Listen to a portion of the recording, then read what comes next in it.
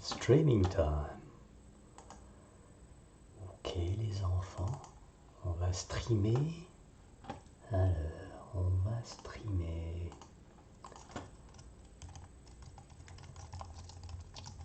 With croissant.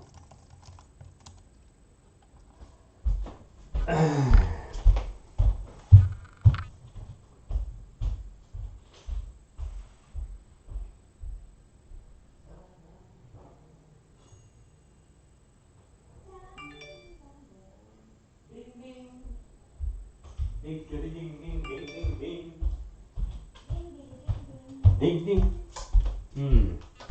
Streaming time with croissant, and we dip them.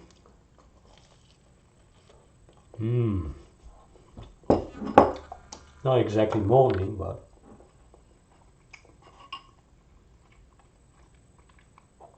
there is no such time as no pain au chocolat, in fact.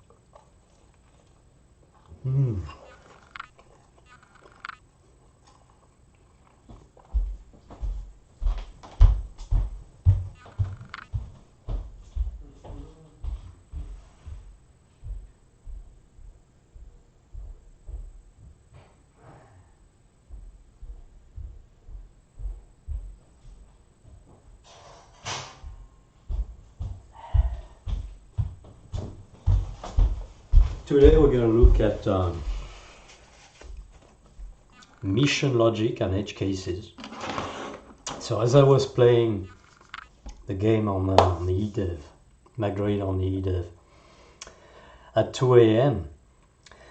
and I played level 12, the one before the end, in nightmare mode. And then what happened is the game logic froze up. And I'm going to show you a little bit what happened. Then we're going to record a little bit of gameplay and do some editing.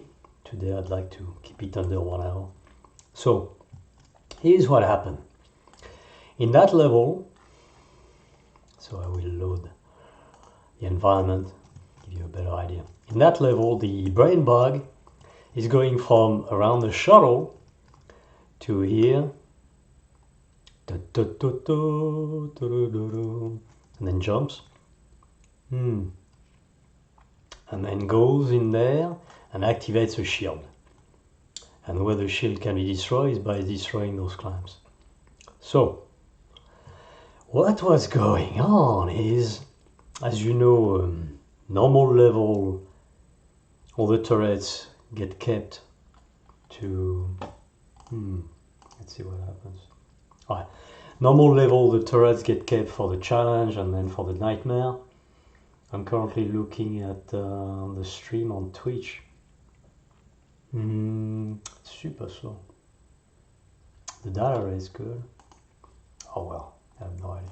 Anyway, so what was going on is that the turrets that were installed in the challenge level, for those who don't know McDROID, when you play the normal level, all the turrets, everything you've done on the economy is then moved over to challenge. So you keep all the turrets, and then all the turrets that you build or you lose at the end of challenge are being carried over to nightmare. So I was playing nightmare and turrets everywhere. And some of the turrets, what I changed is now they carve the nav mesh, right? That blue thing that I talked about last time. And what was going on is either of that, I couldn't see because on the eDev there is no debug. I didn't install debug, or rather I removed all the debug. So all those nav mesh, either they were carved out, not leaving any room for the brain bug to move himself over to the shield, or all the there's a type of creature called the saw monster with remote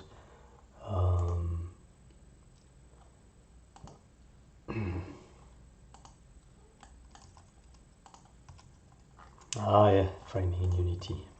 So saw monster with remote, what they do is they were blocking that poor creature from leaving because of the priority was lower. No, the way it's working is in the other direction to common logic, right? The lower the number, the higher the priority. So the number of these guys was lower than the number of the brain bug. So what that means is that the brain bug couldn't push those guys out. So I've changed that to priority 0. In fact, I should also change that for the other guys.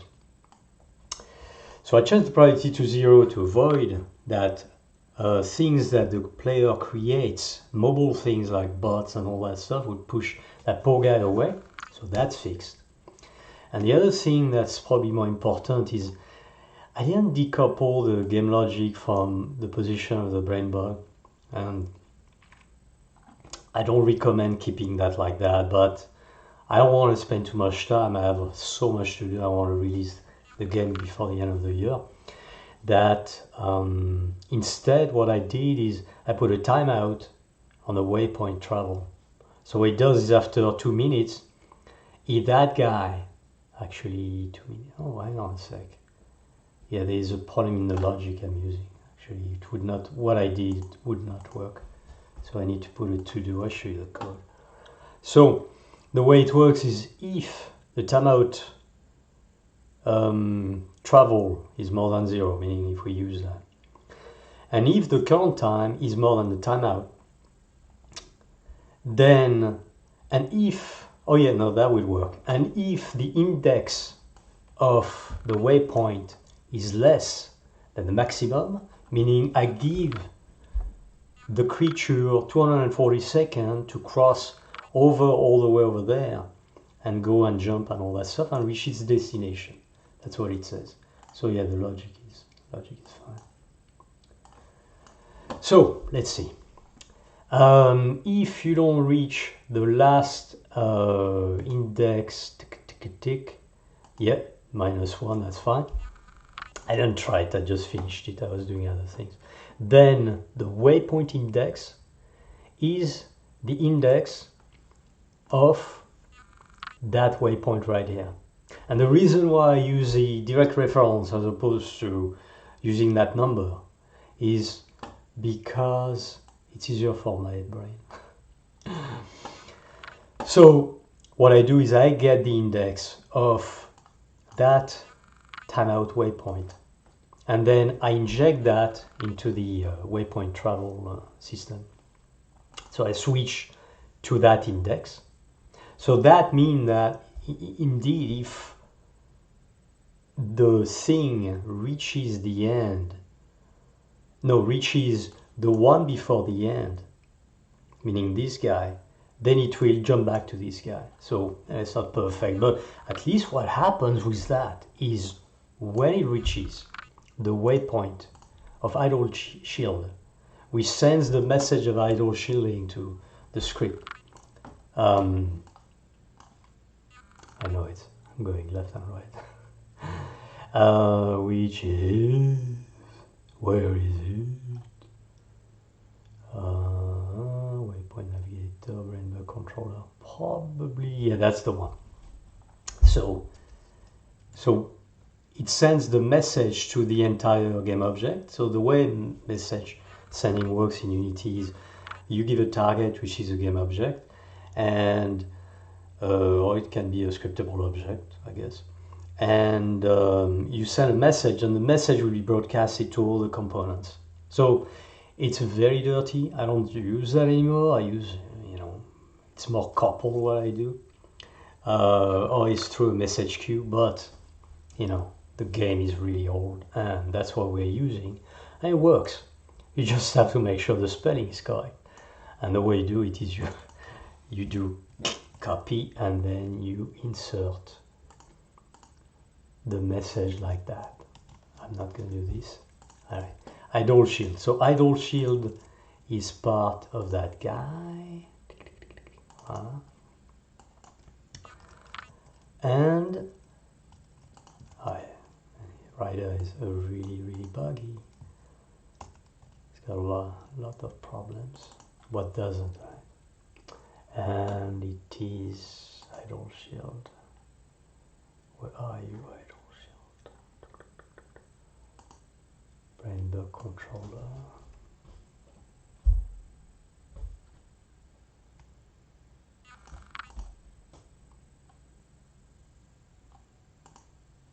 That's where.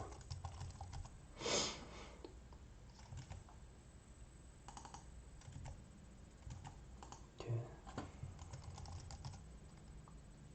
Well, that's interesting.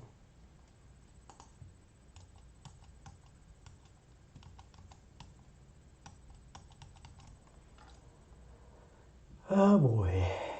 Waypoint travel. See, that is not the right one. That is very weird. That's not the right script. Rider is showing the wrong script. Okay.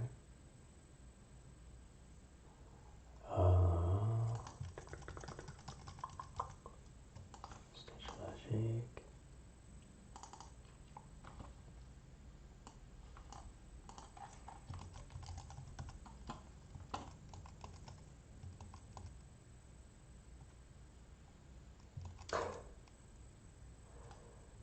Anyway, Rider is misbehaving today. No big deal. Okay, so in the Brainbug controller there is something called idle shield somewhere. Let's see, it's data tag. There you go, idle shield. And so what that does is, what it means is that with the system of waypoint, a waypoint can send a message which triggers some logic inside the component. In this case, the logic it triggers is turn on this ball, which protects the brain bug from any attack, and if one of those guys is still alive, keep that ball on, and also turn off the attack logic of the brain bug, etc., etc. But if the shield is out, meaning if all these guys have been removed, I don't know what that is. Shield container, that's interesting. I'm discovering the game.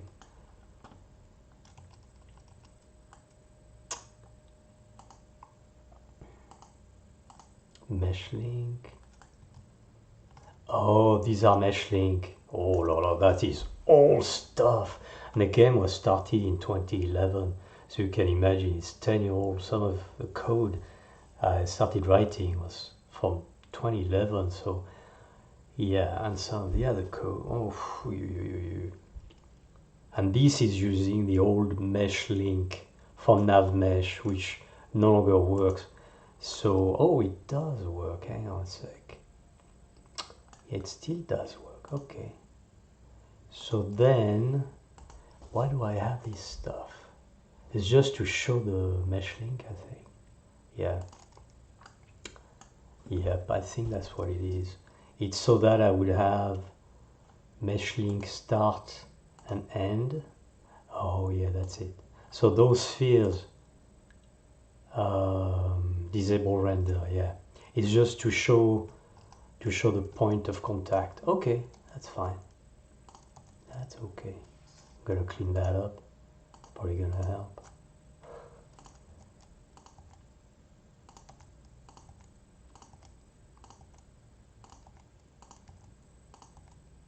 Voila, it's all cleaned up. I want to make sure I didn't break the mesh link. And the reason why we have mesh links here is because when this is destroyed, then it triggers, it turns on the brain bug spawner.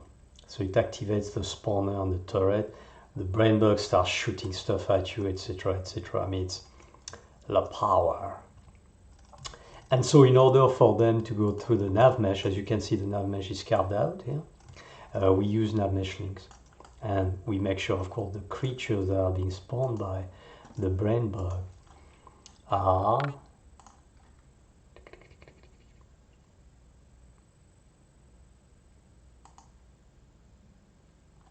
worm bomb mini. There you go. And the worm bomb mini, normally the nav mesh link big news. Yeah, auto traversal off, mesh link. I think that's what it means. I don't know why it's worded this way, but yeah, it's pretty old. It's fine.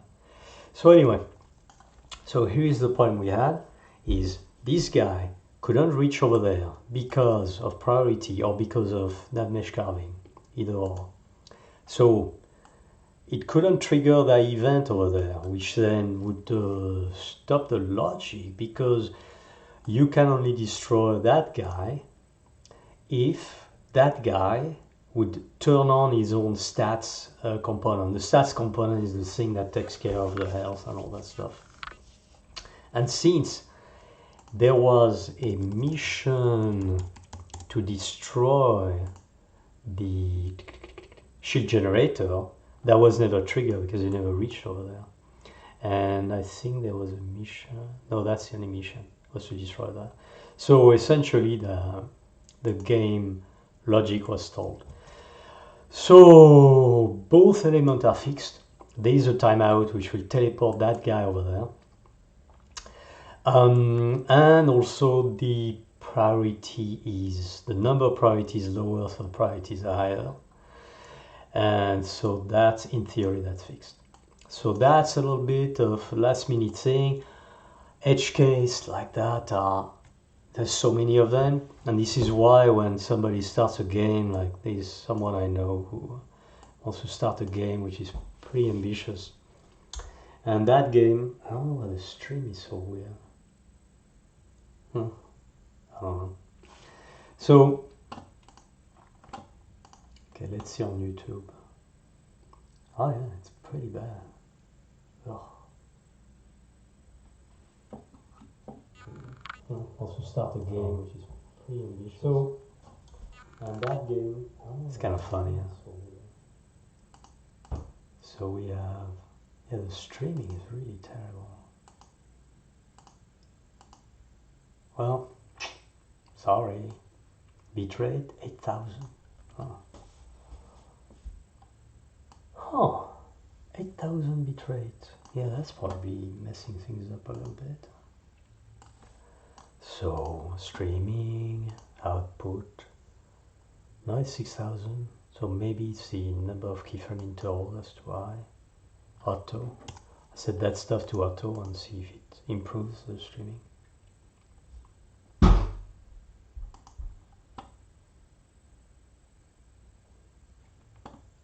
I need